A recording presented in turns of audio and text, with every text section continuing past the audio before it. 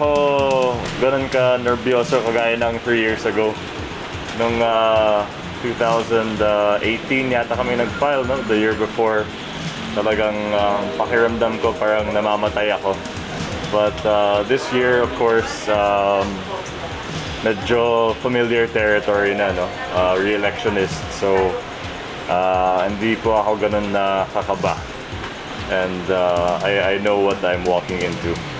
So, Sir, sa lawag, ayos na po ba siya? Line up sa lawag?